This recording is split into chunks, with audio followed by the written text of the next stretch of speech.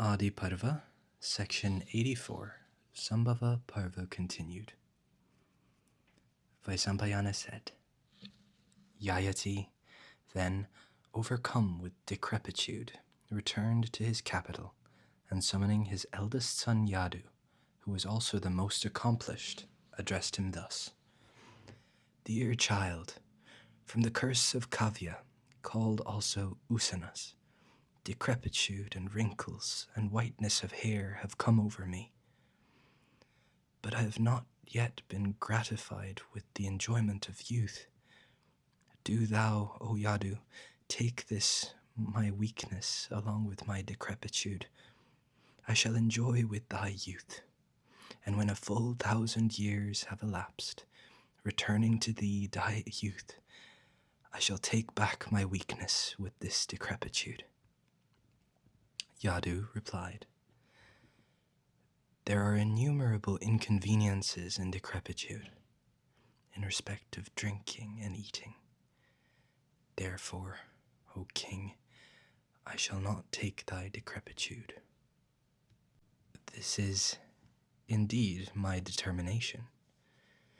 White hair on the head, cheerlessness and relaxation of the nerves, wrinkles all over the body, deformities, weakness of the limbs, emaciation, incapacity to work, defeat at the hands of friends and companions. These are the consequences of decrepitude.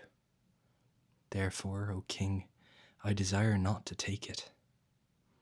O king, thou hast many sons, some of whom are dearer to thee. Thou art acquainted with the precepts of virtue. Ask some other son of thine to take thy decrepitude. Yayati replied, Thou art sprung from my heart, O son, but thou givest me not thy youth.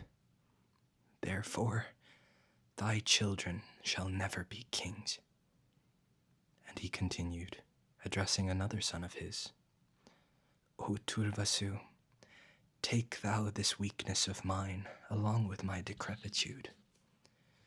With thy youth, O son, I like to enjoy the pleasure of life. After the elapse of a full 1,000 years, I shall give back to thee thy youth, and take away from thee my weakness and decrepitude. Turvasu replied, I do not like decrepitude, O father.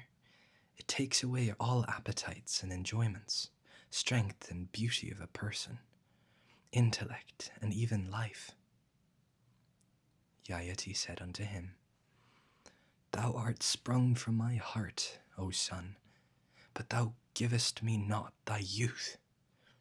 Therefore, O Turvasu, thy race shall be extinct. Wretch, thou shalt be the king of those who practice and precepts are impure, amongst whom men of inferior blood procreate children upon women of blue blood, who live on meat, who are mean, who hesitate not to appropriate the wives of their superiors, whose practices are those of birds and beasts, who are sinful and non-Aryan. Vaisampayana said, Yayati, having thus cursed his son Turvasu, then addressed Sarmishta's son Druhyu thus, O Druhyu, take thou for 1,000 years my decrepitude, destructive of complexion and personal beauty, and give me thy youth. When 1,000 years have passed away, I shall return thee thy youth and take back my own weakness and decrepitude. To this, Druhyu replied, O king, one that is decrepit can never enjoy elephants and cars and horses and women. Even his voice become hoarse. Therefore, I do not desire to take thy decrepitude. Yayati said to him, Thou art sprung from my heart, O son, but thou refuseth to give me thy youth. Therefore, thy most cherished desires shall never be fulfilled. Thou shalt be king only in name of that region where there are no roads for passage of horses and cars, elephants and good vehicles, and asses and goats and bullocks and palanquins, where there is swimming only by rafts and floats. Yayati next addressed Anu and said, O Anu, take my weakness and decrepitude. I shall, with thy youth, enjoy the pleasure of life for 1,000 years. To this, Anu replied, Those that are decrepit always eat like children and are always impure. They cannot pour libations upon fire in proper times. Therefore, I do not like to take thy decrepitude. Yayati said unto him, Thou art sprung from my heart, thou givest not thy youth.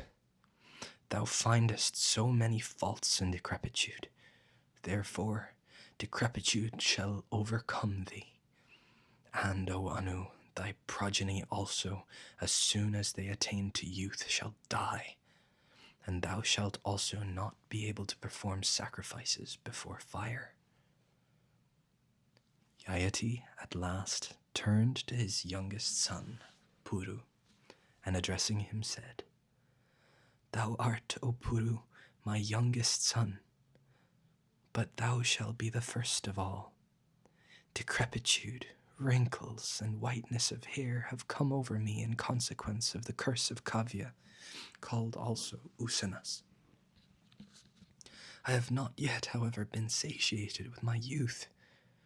O Puru, take thou this my weakness and decrepitude.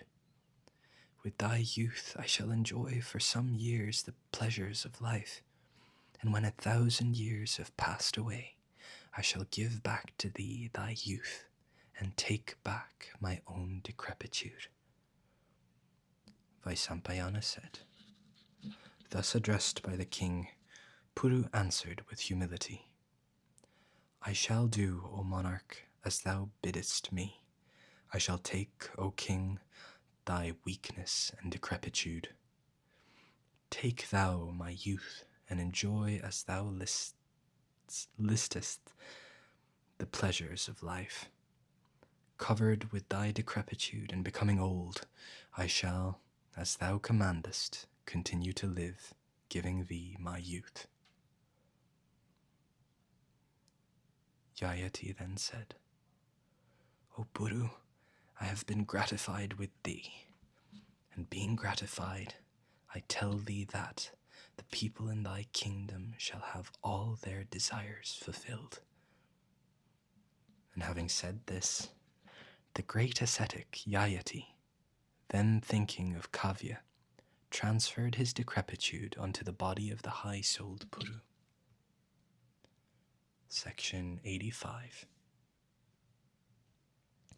Vaisampayana said, The excellent monarch Yayati, the son of Nahusha, having received Puru's youth, became exceedingly gratified, and with it he once more began to indulge in his favorite pursuits to the full extent of his desires, and not to the limit, of his powers, according to seasons, so as to derive the greatest pleasure therefrom.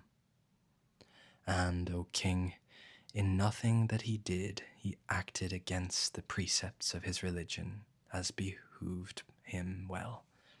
He gratified the gods by his sacrifices, the Pitris by Shraddhas, the poor by his charities, all excellent Brahmanas by fulfilling their desires, all persons entitled to the rights of hospitality with food and drink, the Vaishyas by protection, and the Shudras by kindness. And the king repressed all criminals by proper punishments. And Yayati, gratifying all sections of his subjects, protected them virtuously, like another Indra. And the monarch, possessed of the prowess of a lion, with youth and every object of enjoyment under control, enjoyed unlimited happiness without transgressing the precepts of religion. And the king became very happy in thus being able to enjoy all the excellent objects of his desires. And he was only sorry when he thought that those 1,000 years would come to an end. And having obtained youth for 1,000 years, the king, acquainted with the mysteries of time and watching proper Kalas and Kashtas, sported with the celestial damsel Viswachi, sometimes in the beautiful garden of Indra, sometimes in Alaka, the city of Kuvera, and sometimes on the summit of the mountain Meru on the north. And when the virtuous monarch saw that the 1,000 years were full, he summoned his son Puru and addressed him thus: O oppressor of foes, with thy youth, O son, I have enjoyed the pleasures of life, each according to its season, to the full extent of my desires, to the limit of my powers. Our desires, however, are never gratified by indulgence. On the other hand, with indulgence, they only flame up like fire with libations of sacrificial butter. If a single person were owner of everything on earth, all her yields of paddy and barley, her silver, gold and gems, her animals and women, he would not still be content. Thirst of enjoyment, therefore, should be given up. Indeed, true happiness belongeth to them that have cast off their thirst for worldly objects, a thirst which is difficult to be thrown off by the wicked and the sinful, which faileth not with the failing of life, and which is truly the fatal disease of man. My heart hath for 1,000 years been fixed upon the objects of desires. My thirst for these, however, increaseth day by day without abating. Therefore I shall cast it off, and fixing my mind on Brahma, I shall pass the rest of my days with the innocent deer in the forest, peacefully and with no heart for any worldly objects. And O Puru, I have been exceedingly gratified with thee. Prosperity be thine. Receive back this thy youth. Receive thou also my kingdom. Thou art indeed the son of mine who hast done me the greatest services. Vaisampayana continued. Then Yayati, the son of Nahusha, received back his decrepitude, and his son Puru received back his youth. And Yayati was desirous of installing Puru, his youngest son, on the throne. But the 4 orders, with brahmanas at their head, then addressed the monarch thus: O king, how shalt thou bestow thy kingdom on Puru, passing over the eldest son Yadu, born of Devayani, and therefore the grandson of the great Shukra? Indeed, Yadu is thy eldest son. After him hath been born Turvasu and Sarmishta's sons. The first is Druhyu, and then Anu, and then Puru. How doth the youngest deserve the throne, passing all his brothers over? This was represent to thee. O conform to virtuous practice. Yayati then said, Ye 4 orders with brahmanas at their head, hear my words as to why my kingdom should not be given to my eldest son. My commands have been disobeyed by my eldest son Yadu. The wise say that he is no good son who disobeyeth his father. That son, however, who doth the bidding of his parents, who seeketh their good, who is agreeable to them, is indeed the best of sons. I have been disregarded by Yadu and by Turvasu also. Much I have been disregarded by Druhyu and by Anu also. By Puru alone hath my word been obeyed. By him have I been given much regard. Therefore the youngest shall be my heir. He took my decrepitude. Indeed, Puru is my friend. He did what was so agreeable to me. It hath also been commanded by Shukra himself, the son of Kavi, that the son of mine who should obey me will become king after me, and bring the whole world under his sway. I therefore beseech thee, let Puru be installed on the throne. The people then said, True it is, O king, that son who is accomplished and who seeketh the good of parents deserveth prosperity, even if he be the youngest. Therefore doth Puru, who hath done the good, deserve the crown, and as Shukra himself had commanded it, we have nothing to say to it. Vaisampayana continued. The son of Nahusha, thus addressed by the contented people, then installed his son Puru on the throne, and having bestowed his kingdom on Puru, the monarch performed the initiatory ceremonies for retiring into the woods. And soon after he left his capital, followed by brahmanas and ascetics. The sons of Yadu are known by the name of the Yadavas, while those of Turvasu have come to be called the Yavanas, and the sons of Druhyu are the Bhojas, while those of Anu, the Mlechas. The progeny of Puru, however, are the Pauravas, amongst whom, O monarch, thou art born, in order to rule for 1,000 years with thy passions under complete control.